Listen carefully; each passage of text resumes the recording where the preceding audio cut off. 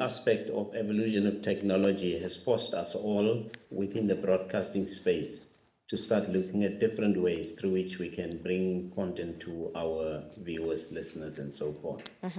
Now, within the block under SABA, the public broadcasters have also been pushing their own agenda in making sure that they are not left behind. As you would know, normally the inclination and thinking is that public broadcasters can't do it. I mean, we just finished the process leading to the burial of our late president, and you would have heard yourself the accolades NBC has been receiving in terms of quality, high definition or so. Yes. And this is a project that we already put in place last year in September, August, and we informed the public actually beginning of December, so on. So what is happening today is that part of that process, because we are also seeing an avalanche of threats that are coming our way. When we look at platforms like YouTube, the Netflixes, the Amazons, Apple TV and them, they are playing in that space. So if we don't also get ourselves ready as a bloc, as a region, as countries, we may become archaic in that regard. So the conference comes at a time where this is most needed. DG, you are also there as president of SABA.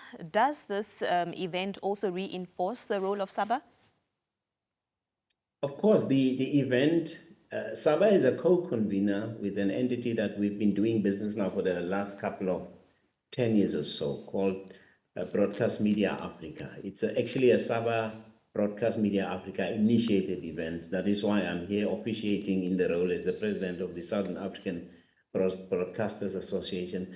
Naturally, it works for us because as SABA, we've realized that if we don't come together, pull our resources together so that we can be a critical force to be reckoned with, things are not going to work with us. And then individually, there are already a couple of countries that are already busy with their own streaming services. So we just we're trying to look and see what can we harness that will make connectivity easy for people as well. So look, it shouldn't matter where a person sits. The issue of the digital era is here.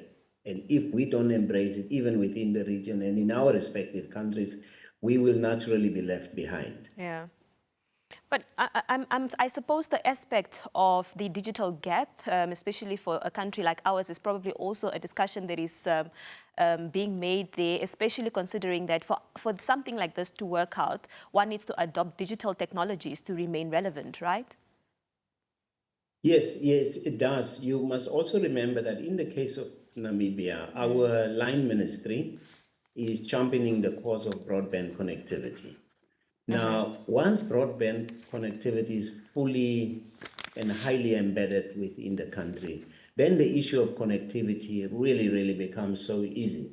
This will then mean that people should be able to connect. It wouldn't matter where they are. Yeah. And this is something that our line ministry, together with the regulator, CRAN, have been pushing for. And I must also, in a way, commend our telcos because they've really been bringing their part. Elements that are still highly tested would be the more you go rural, the challenging it becomes for you to connect. And I think those are some of the aspects that we are currently looking at as a country in terms of Namibia.